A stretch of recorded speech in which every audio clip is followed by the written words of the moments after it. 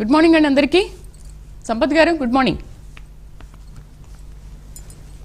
సంపత్ గారు, ఎన్నికల్లో ఇచ్చినట్టుగా సూపర్ 6లో అయినటువంటి హామీ ఫ్రీ బస్ అనేది నిన్న నుంచి మీరు స్టార్ట్ చేశారు.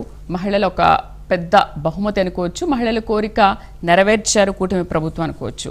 ఏంటి మరి చాలా మంది మహిళలు ఇలాంటి స్పందన వ్యక్తం చేస్తున్నారు, మీరు కూడా నిన్న నుంచి చూస్తున్నారు, అవే న్యూస్ కంటిన్యూగా అవుతున్నాయి. సో మహిళల నుంచి ఎలాంటి స్పందన వస్తుందంటారు? ఉన్నటువంటి పెద్దలకు వీక్షకులందరికీ కూడా శుభోదయం.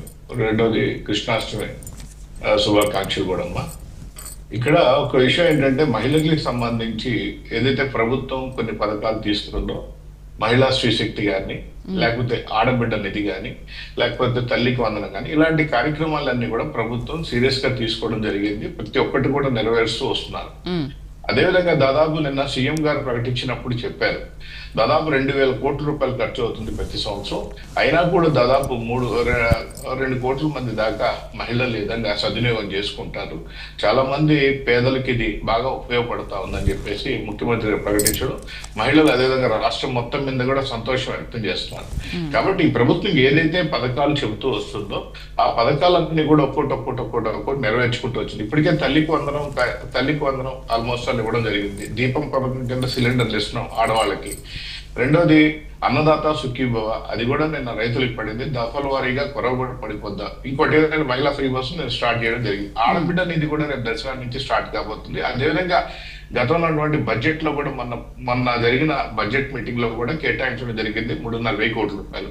ఆడబిడ్డ నిధి ఏదైతే ఉందో 18 సంవత్సరాల నుంచి 59 సంవత్సరాల లోపు ఉన్న ప్రతి మహిళలకి నెల 1,500 రూపాయలు ఇవ్వడం జరుగుతుంది. అది కూడా 100% నెరవేరుస్తుంది. ఇకపోతే ఇంకొకటి ఉంటుంది, అది కూడా ఏంటంటే యువకుల మీద ప్రతి ఒక్క నిరుద్యోగికి బాబు గారు ఏంటంటే ఇవ్వాలా అని చూస్తున్నారు. 3,000 రూపాయలు నెలలా ఇవ్వాలని చెప్పి చూస్తున్నారు. అది కూడా నెరవేరుస్తాం. ఎటువంటి పరిస్థితుల్లో గత ప్రభుత్వ వైఫల్యాలు, గత ప్రభుత్వం చేసిన ఆర్థిక విధ్వంసాలన్నీ దాటుకొని ఒక్కొక్కటిగా నెరవేరుస్తూ ఈ రోజు వచ్చేసి ప్రభుత్వం మంచి నిర్ణయాలు తీసుకొని ముందుకెళ్తా ఉంది. కాబట్టి ప్రజలందరూ కూడా హర్షిస్తా ఉన్నారు. మనం చూస్తున్నాం అభివృద్ధికి కానీ సంక్షేమానికి కానీ ఈ ప్రభుత్వం పెద్ద పీట వేస్తున్న దానికి దార్కాణంగా నిన్న జరిగిన పులివెందుల ఎన్నికల్లో కూడా చూసామా.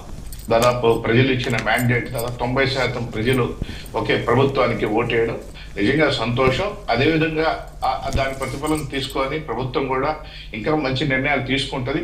2 సూపర్ 6లో భాగంగా కాకుండానే ఏదైతే కార్యక్రమాలు ప్రకటించి ఇవి కాకుండా కూడా ఇంకొన్ని మంచి నిర్ణయాలు తీసుకొని ప్రభుత్వం ముందుకు తీసుకెళ్తుంది. ఎటువంటి పరిస్థితుల్లో ఈ రాష్ట్రంలో ప్రజలందరూ కూడా మంచి పాలన ఇవ్వాలని చెప్పేసి ఏదైతే కోరుకొని ఆనాడు జగన్మోహన్ రెడ్డి ధ్వంసం నుంచి బయటకు వచ్చి కుట్ర ప్రభుత్వానికి ఓట్లేశారు, ఈరోజు ఆ ప్రభుత్వం అదే దిశగా పయనం చేస్తుంది. ఎటువంటి పరిస్థితుల్లో రాష్ట్ర ప్రజలకు మంచిగా జరుగుతుంది. రైట్. నమస్తే అండి వెంకటేశ్వర్లు గారు, గుడ్ మార్నింగ్.